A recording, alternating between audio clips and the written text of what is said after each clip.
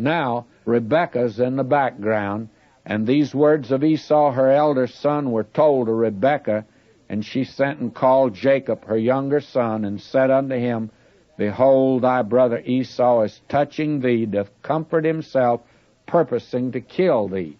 Now therefore, my son, obey my voice, and arise, flee thou to Laban my brother in Haran. You see here again Rebekah taking things in her own hands, and she tells Jacob now, you're going to have to leave home, and she's going to send him away from home. Tell the truth, she really paid for her part in this, her sin. She never saw this boy alive again. She just sent him over there for a little while, but she died before he got back. And you must remember that Jacob was her favorite, and that Esau was Isaac's favorite. And she wants to send him now over to Laban, her brother. And Jacob will go over there. And believe me, that's where he's going to learn his lesson. That's where chickens will come home to roost. Old Uncle Laban is going to put him in school, and he's going to teach him a few things. Now, Jacob thought he was clever, but Uncle Laban was an expert at it, and poor Jacob was just an amateur, and he's going to cry out in desperation to God before it's all over. Now, notice what she says. Tarry with him a few days until thy brother's fury turn away. A few days lengthened out to 20 years. And during that interval, why, she died. She never saw her boy again, her favorite, her pet, if you please.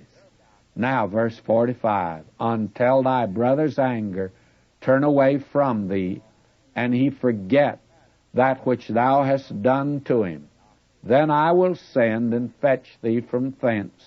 Why should I be deprived also of you both in one day? And after all, Esau's not going to think too much of his mother after this little episode, by the way.